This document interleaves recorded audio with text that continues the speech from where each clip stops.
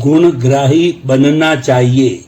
सृष्टि के प्रारंभ में जब मनुष्य का जन्म हुआ तो उसकी प्रबल इच्छा हुई कि क्यों न मैं इस सृष्टि को देखूं। बस फिर क्या था, निकल पड़ा मनुष्य इस सृष्टि को देखने के लिए। जैसे ही उसने अपनी यात्रा शुरू की तो सर्वप्रथम उसने देखा कि एक वृक्ष की डाल पर बैठकर कोयल अपने मधुर कंठ से कुछ गा रही थी। कोयल का मधुर गान सुनकर वो बहुत ही आनंदित हो उठा और बड़े ही मनोयोग से उसको सुनने लगा और खूब प्रसन्न हुआ। लेकिन अंत में बोला, हे कोयल, काश तू काली न होती तो कितना अच्छा होता। इसके बाद आगे बढ़ते हुए उसने बाग में गुलाब के फूल को देखा और बहुत ही हर्षित होते हुए उसके निकट जाकर उसकी भीनी भीनी खुशबू का आनंद लेने लगा। लेकिन अंत में बोला, हे गुलाब, काश तेरे साथ ये कांटे न होते तो कितना अच्छा होता। इसके बाद वह और आगे बढ़ा। उसने समुद्र की ओर देखा और उसमें उड़ती हुई लहरों, तैरती हुई मछलियां आदि को देखकर प्रफुल्लित होने लगा। लेकिन अंत में जाते हुए बोला, हे समुद्र, काश तू खारा न होता। घूमते घूमते रात्रि का समय हो गया। संयोगवश उस दिन शरद पूर्णिमा थी। चंद्रमा अपनी 16 कलाओं से शोभायमान होकर शीतल चांदनी बिखेर रहा था। वातावरण अत्यंत ही रमणीय था।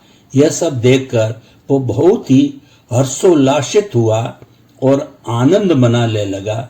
लेकिन संयोगवश उसी समय उसकी दृष्टि चंद्रमा पर पड़ गई और वह उदास हो गया तथा कहने लगा, हे चंद्र देवता, काश तेरे अंदर यह काला दाग न होता तो कितना अच्छा होता। इसी प्रकार भ्रमण करते हुए उसने प्रकृति की असंख्य अमूल्य निधियों को देखा।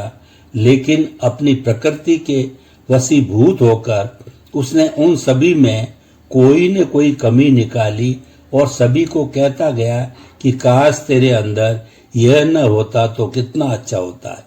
यह सब देखकर प्रकृति की वे सभी अमूल्य निधियां, सूर्य, चंद्रमा, नदी, समुद्र, पेड़ पौधे, पशु पक्षी, वर्षा, हवा, धूप छांव आदि सभी एकत्रित हुए और एक स्वर में कहने लगे, अरे मनुष्य, अरे ओ प्रकृति के सुंदरतम प्राणी, जरा तुम्हारी भी बात सुनता जा।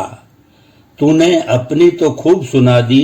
और सभी एक स्वर में बोले, कितना अच्छा होता कि क्या तेरे अंदर ये दूसरों में कमी देखने की आदत न होती तो तुम प्रकृति की सर्वोत्कृष्ट रचना होता।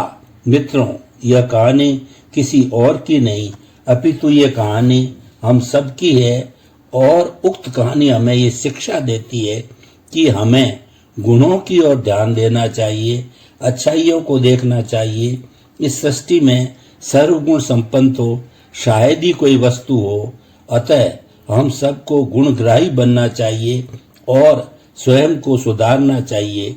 कहा भी जाता है कि अरे सुधारक जगत के, चिंता मत कर यार, तेरा मन ही जगत है, पहले इसे सुधार।